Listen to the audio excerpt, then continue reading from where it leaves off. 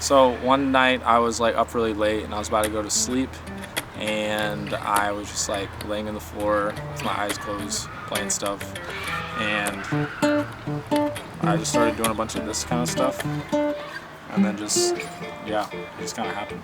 But I didn't come up with the second part for like a month or so.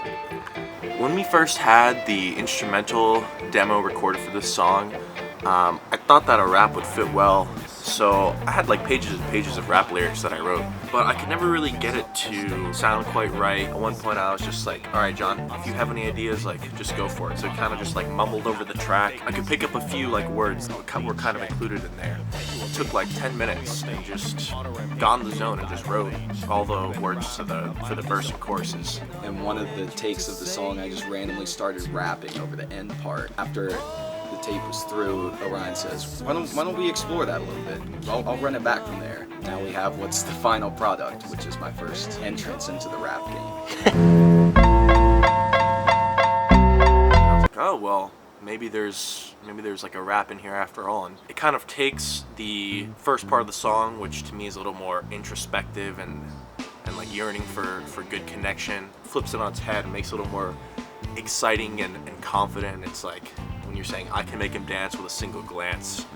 It really is something that I feel sometimes when you're playing a show and you just hit that right chord or catch someone's eye and then they're in on it, The lyrics of the song refer to a sense of othership, especially in situations where a lot of people may be drinking or socializing and you happen not to be, but you still have to interact with those people anyway.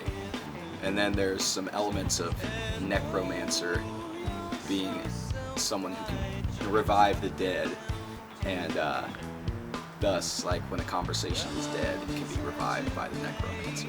What do the lyrics of the song mean to you? Next question. The lyrics they're kind of vague, very like vague way to say like I'm interested in some type of romantic capacity, but like it's not very like on the nose at all. So. For the longest time we just called the song D minor because it's just so much D minor. If you just keep jamming on something, you find creative ways to mesh together in a fun way without overlapping too much. I've always liked the verse, just matching that up with the bass line and keeping it going. It started out, what I was playing over the chorus was something split over the ride and the bongos, but then the bongos disappeared because doing that live is a nightmare if you don't mic them. I had this like stack of cymbals that I just had left over. It's like 2 crashes and a hi-hat, and that's the main different thing. This guitar part for me is pretty sparse compared to what I play generally on a lot of other songs. I just wanted to give space for Jimmy with that powerful thundering bass line that he came up with and stay out of his way as much as possible. And then the chorus, I wanted to do 16th note stuff, just a constant stream of notes to make it sort of imitate a double-handed hi-hat. Do that on the guitar.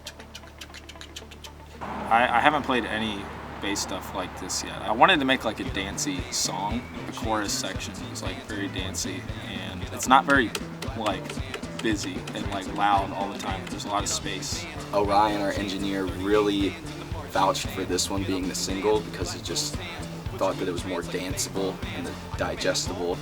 After getting the masters, it just started to grow on everybody collectively until we finally saw, like, okay, this is the one right here. This has got to be the first taste of Cougar since May 2021. This is the one.